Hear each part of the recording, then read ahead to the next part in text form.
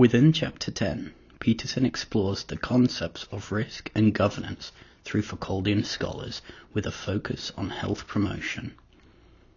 Chapter 10 discusses the limitations of the modernist view given by Beck and Giddens regarding this self and risk. It then examines the works of Robert Castell, who was influenced by Foucault's work on governmentality. In particular, looking at the shift in risk from a direct, face-to-face view of risk to a more abstract calculation-based risk present today.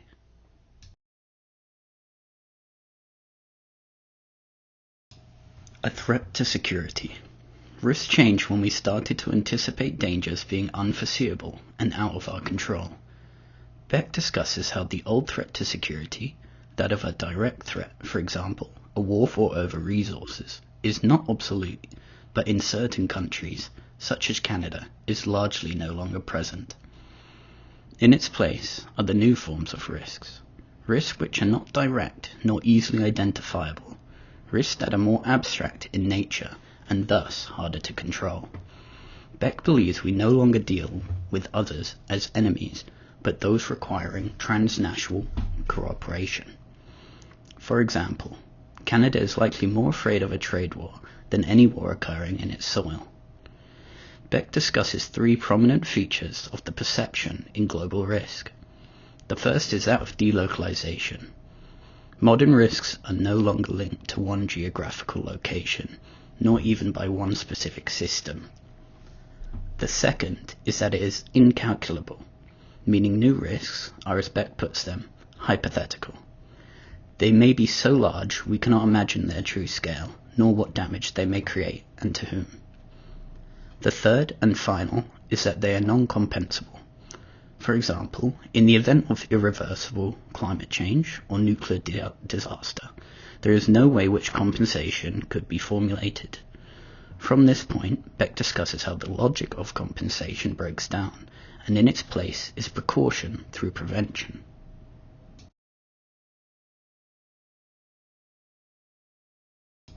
Beck views the individual as being cut loose from traditional values, as well as a lessening of the impact of class and family constraints towards a movement in a more individualistic direction. That isn't to say, however, that class and family do not impact the individual, but that they have taken a back seat to the constraints of secondary agencies, which occur as a result of industrialization. Agencies which adhere to the market conditions and economic cycle. As a result, the risk is placed more so on the individual, touting them as the master of their own destiny, rather than a victim of circumstance. Beck believes that global risks serve to tear down borders, mixing natives and foreigners. This, however, is not due to mobility, but through perception of catastrophe. For example, as potential catastrophes grow to such levels of immensity, no one is immune. If a nuclear war was to occur, all on Earth would be at risk. As a result, Beck proposes a potential rise in nationalism and xenophobia. However, Beck also points to how these unfathomable risks as a catalyst of global change, discussing how no other power could have led to a process of global learning on this scale.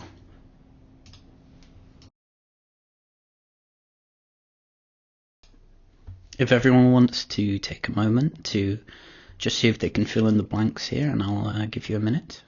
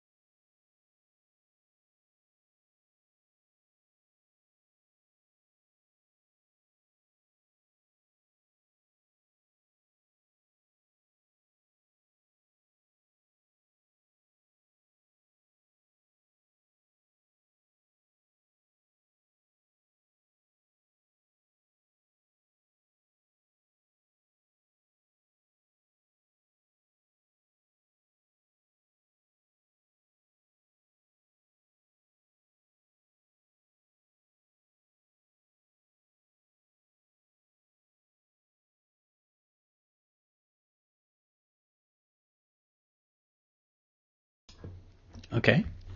Beck refers to the three main points that serve as a threat to security and are instrumental in the development of a risk society. Delocalization refers to the idea that risks are no longer geographically bound and may occur anywhere. The second focuses on the idea of the inability to calculate the impact of a modern catastrophe. And finally, modern risks are non-compensable, meaning there is no way to make someone whole after a modern catastrophe.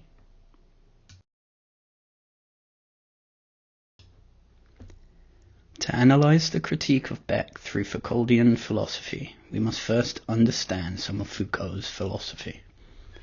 Foucault spoke of the different powers from past to present. In particular, during the time of kings and queens, many lived under a sovereign power. Such a power generally uses a direct fear of harm. To go against that would mean death. The goal of those in power was to remain in power, and as such, this form of power was exerted on the people. However, in countries like Canada, the primary goal of government is to govern its people. They wish to do so in a manner which maximizes the potential of its people, and therefore maximize their output. This is done through the individualization of people through categorization. For example, by categorizing individuals, giving them IDs, birth certificates, passports, or by creating groups to which people may sort themselves into, forms an individuality. More so, it allows those who govern to easily sort through populations.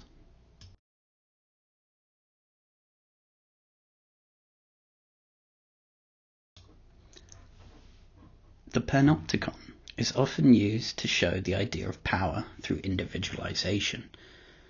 A panopticon is a prison whereby a central guard tower appears to be watching over people within cells. To the individual in the cell, the guard tower appears all-seeing, even if no one is looking. However, the individual cannot see those in the cells closest to them. The idea is similar to how those in modern society act. Many will continue to act as if they are being watched, even if they are not. Therefore, it is no longer a need for a direct threat, as people will passively discipline themselves.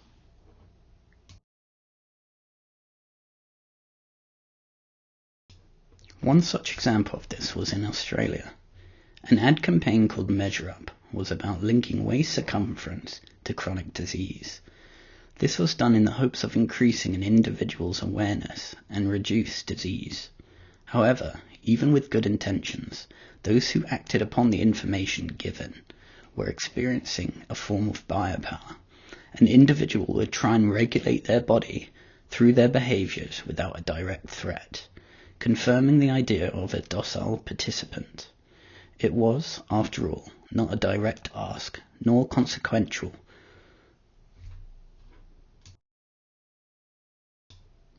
One of the many criticisms faced by the modernist view of risk given by Beck and Giddens is the lack of attention towards what is known as the aesthetic, expressive dimension. For an expression to be taken aesthetically, then the expression must be packed with so much value that the expression itself must hold up on its own right, as the endpoint of interest, not as a means to another interest. Gottschalk gives the example of fine art.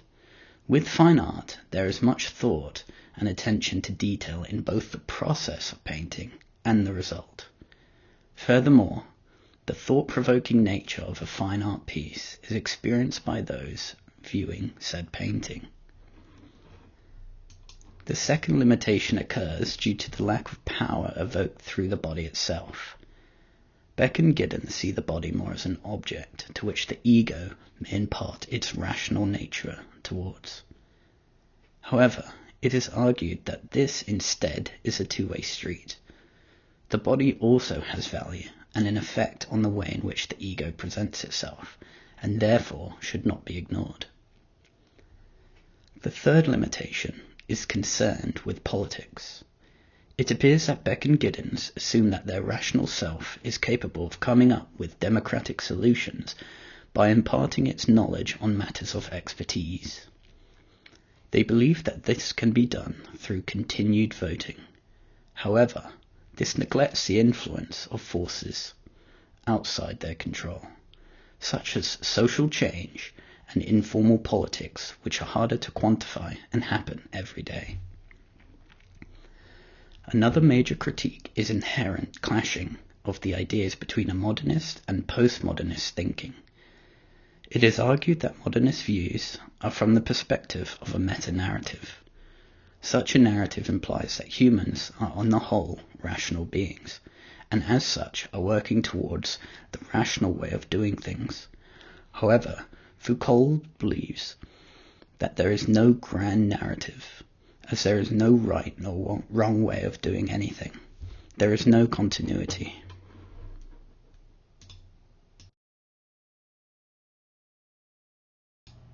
Risk as governance.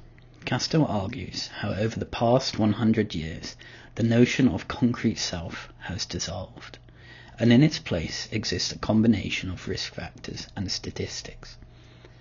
As a result, the state is no longer concerned with the deviant or sick individual, but in mitigation of risk through preventative medicine. However, as Castell argues, there is nearly no activity nor behavior without some level of risk. Therefore, in the efforts to quantify and track risk, more theoretical risks are birthed. Neoliberalism, at least in part, may be seen as the dissolution of trust in government through the creation of what may be labelled as the freedom sphere. In this sphere, people are seen as being allowed to exercise their will, albeit their will is regulated by external forces. This is a move away from governance by the state towards that of economics. Forces are set by the market conditions, and expertise becomes distal to the individual. As a result of this, health management becomes privatized to an extent, with the onus no longer placed on the government to regulate an individual's health through methods of repression or welfare, but instead responsibility is placed on the individual to govern themselves through repeated self-examination and self-care.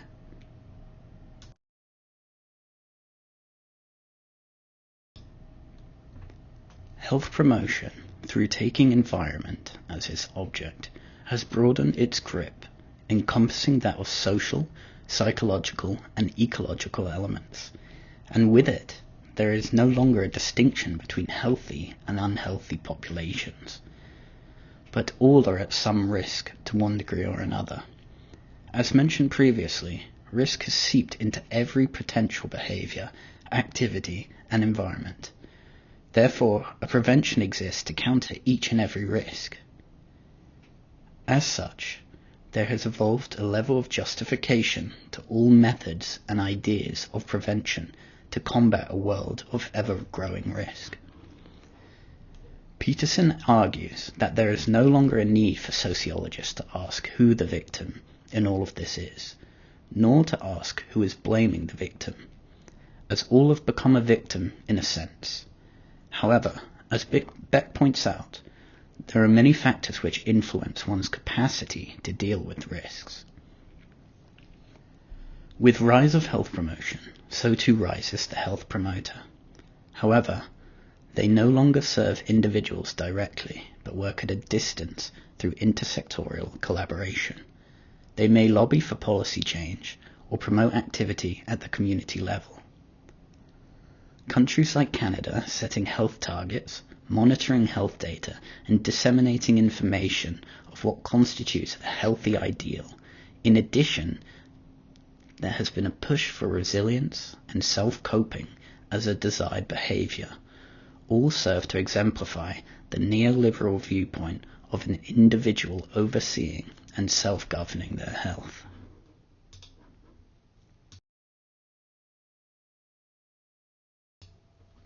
Individual enterprise is discussed throughout Chapter 10.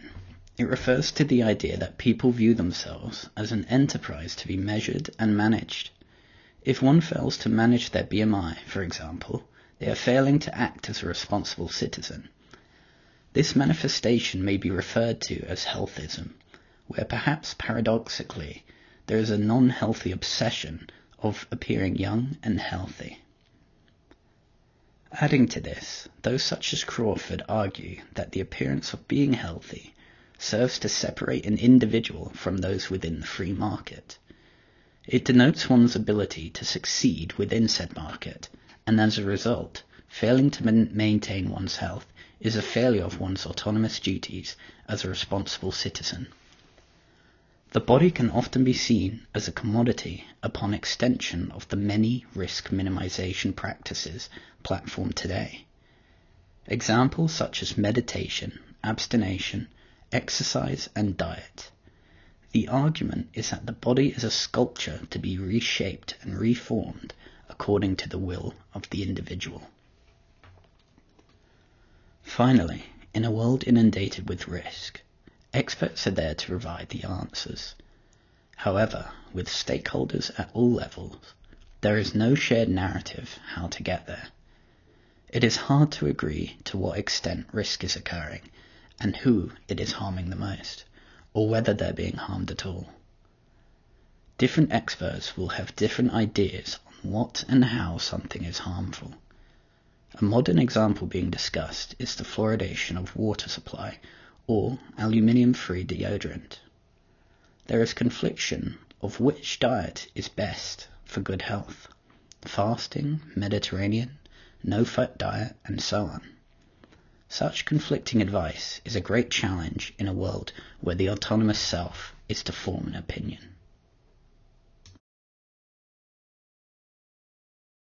In conclusion, Beck and Giddens pose the self as a reflexive, autonomous entity, but fail to account for the hidden forces, such as the role of expertise in regulating subjectivity.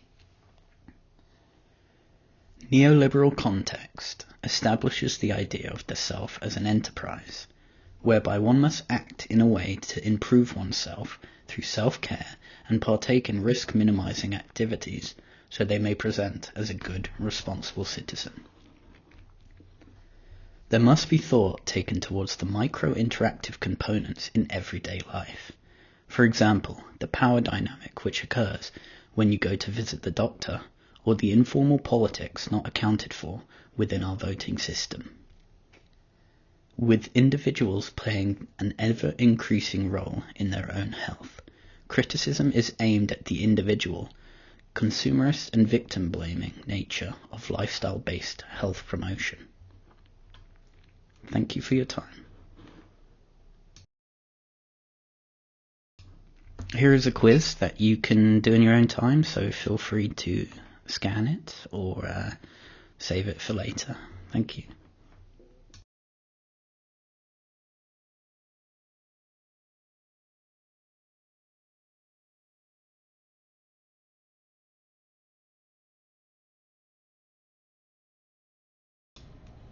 Thank you all so much for listening and for your time, and have a great rest of your day.